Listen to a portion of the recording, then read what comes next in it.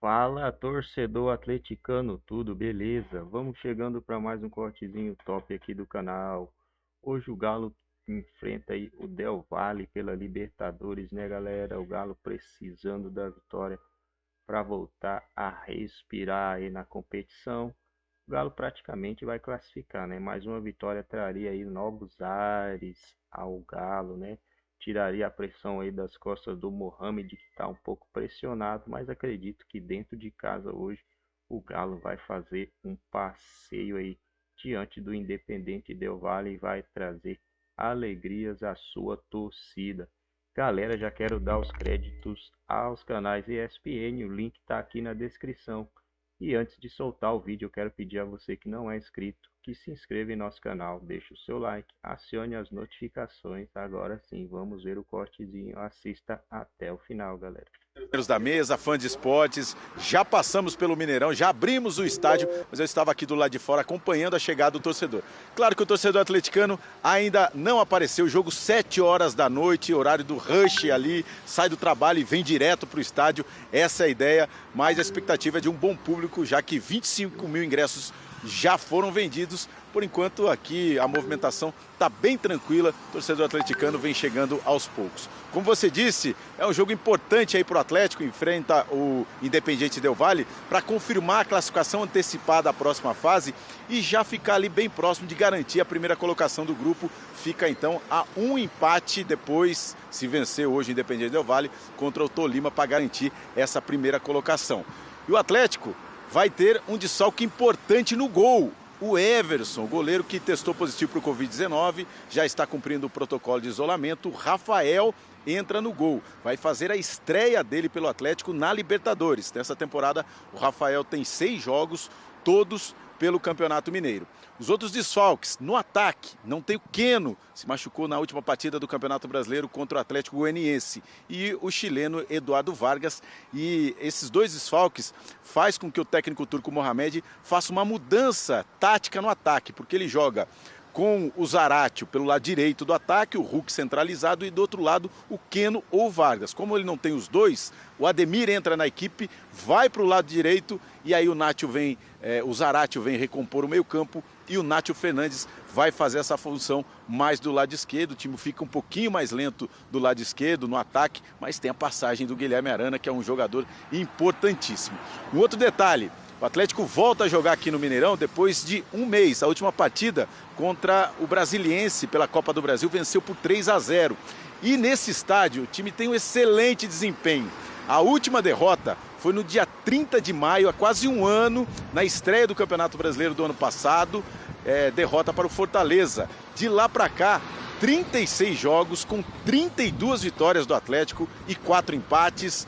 Quase 92% de aproveitamento. É um estádio que o Hulk, ele falou disso na entrevista coletiva, se sente muito bem. O Hulk é o artilheiro desde que o estádio foi reinaugurado em 2013, com 36 gols. Dos 52 gols do Hulk pelo Atlético, 36 aqui no estádio do Mineirão. Então tem esse excelente retrospecto e também tem outra invencibilidade aí na Libertadores, porque o Atlético não perde na competição há 17 jogos, contando a edição passada. Se não perder hoje para o Independiente Del Valle, registra aí a maior série invicta da história da Libertadores, chega a 18 jogos sem derrota. Vamos dar uma olhada então no provável time do Atlético para esse confronto aqui contra o Independiente Del Valle, com o Rafael no gol. Aí uma dúvida na lateral direita, porque o Mariano está voltando de contusão, mas o Guga foi muito bem nos últimos jogos. Então fica essa dúvida: Guga ou Mariano na lateral direita, Nathan Silva, Júnior Alonso e o Guilherme Arana, a defesa ali titular da equipe do Atlético. O Atlético só jogou no sábado, então vai com força aí máxima, sem poupar ninguém. O meio campo com o Alan, Jair, Nátio Fernandes, o Zaratio, o Ademir e o artilheiro, o super-herói, o Hulk. Então é isso, Dani. 25 mil ingressos já foram vendidos, a expectativa aí de um público superior a 30 mil pessoas. O torcedor, claro, vai sair do trabalho e depois vem acompanhar o Atlético pela Libertadores. Jogo 7 horas da noite e fica aí o convite. A partir das 6h30 a gente já fala desse jogo ao vivo aqui direto do Mineirão, trazendo todos os detalhes. Tem um bom desempenho no Mineirão, tem essa possibilidade de garantir a vaga antecipada e também vem de um bom momento, mais confiante depois da vitória no Campeonato Brasileiro, o técnico turco Mohamed, que estava pressionado. E é claro, a gente vai trazer todos os detalhes, tá certo, Dani? Boa, Nicolete, obrigada. Beijo, boa sequência de trabalho aí pra você. A gente tem a entrevista do Hulk de ontem, eu já vou colocar, falando sobre o parafuso, mas só antes disso, Facinca, eu acho que, assim, de novo, uma mudança ali na frente, né, tirando os jogadores de posição. Não sei se dá pra contrapor, porque parece que agora a zaga e os volantes começam a ficar nas suas posições definitivas. O Godin, que chega no começo da temporada pra ser o titular, com a volta do Júnior Alonso, acho que agora já não se tem mais essa dúvida. E o Alan e o Jair, eles voltam a crescer nesses últimos jogos. Para mim, eu digo, o grande segredo do equilíbrio do Atlético Mineiro é muito do que o Alan e o Jair entregam em campo. Porque a sustentação que eles dão não só ao miolo de zaga, mas também aos próprios laterais do Atlético, que não são grandes marcadores, mas que com esse equilíbrio se tornam peças muito importantes para se desenvolver nesse jogo, em especial falando ofensivamente, porque quando eles se alinham e chegam à frente, seja o Arana e quando você tem o Mariano à disposição, agora o Guga, mas são dois jogadores que são muito fortes nesse apoio, o Atlético Mineiro se torna uma arma muito grande. Quando você não tem esses dois jogadores, existe um desequilíbrio que é onde o Atlético, inclusive, estava sofrendo muito. O Atlético contra o América, na rodada do Campeonato Brasileiro há 2 jogos, o Atlético sofre 2 gols naquele setor direito, em que ficou evidenciado que quando há uma ausência de compactação ali, o Atlético Mineiro se arrebenta. Então, muito se passa do desempenho desses 2 caras. Agora, ali na frente, eu tenho uma preocupação em relação a ficar mexendo muito na posição de um Zarate que precisa voltar a se reencontrar. O Zarate é um jogador que, ele jogando naquele setor aberto pela ponta direita, ajudando a fechar um pouquinho naquele corredor, mas sem tanta liberdade de circulação, que é onde ele acaba ficando perdido, ora tentando fechar como falso 9, ora por dentro, mas ele caindo por aquele setor direito, ele se sente muito mais confortável.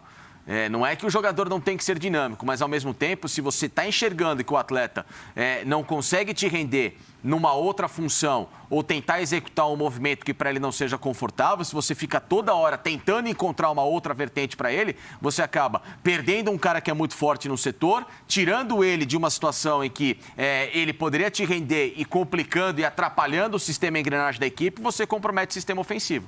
Isso não pode ser, de repente, uma opção do Turco agora de pensar no coletivo, ainda que para isso ele precise sangrar o individual? Na hora que o Nicolé estava falando, eu perguntei aqui para o Pedro, eu falei, mas ele vai mexer em 3 pessoas, não era mais fácil, de repente, ele puxar só o Ademir para a esquerda e deixar o Nath e o Zarate na posição? Aí o que você falou? Tá capenga ali, se puxar para a esquerda, e o Ademir tem rendido mais com bola. Ele tem rendido mais com bola pela direita. O Zarate ainda não se encontrou. Eu acho que tem muito da característica do Zarate e da equipe do Turco. O Turco joga muito com a bola.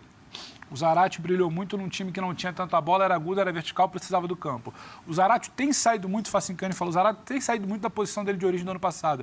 Cai para o meio, resolve um pouco mais de recomposição, cai às vezes espetado. Não é aquele Zarate pela direita com o campo para atacar em velocidade e espaço. Então, isso o prejudica. E aí também tem a situação das lesões. Aí você precisa inverter um Nath, você também está tirando o Nath de posição. Sim. Porque o Nath, esse ano, ele começou a jogar mais centralizado, tendo mais a bola, diferente do ano passado, quando ele pegava a bola e fazia acelerar, fazia jogar muito mais rápido. Esse ano ele tem a bola. Começou a se adaptar por ali bem até, aí agora cai pela esquerda. Então, são muitas variações, o que não mexe é a função do Hulk, mas são muitas variações por lesões, perdeu o Keno antes, agora perde novamente e tem outra situação do substituto dele. Então, é muita mudança ali na frente que quando a gente olha e fala, mas quem está diferente? Será que o Turco está mudando demais? As circunstâncias também fizeram mudar demais, as lesões repetidas. Então, você não consegue ter exatamente a dinâmica do ano passado, as peças encaixadas como no ano passado, e aí você depende da adaptação. Aí vamos voltar naquele problema de sempre. Menos tempo para treinar, desafios mais intensos ao longo do Brasileiro e da Libertadores. Então, o Atlético ainda vai se encaixando. A gente vai rodar uma entrevista do Hulk até que você chamou, que parece que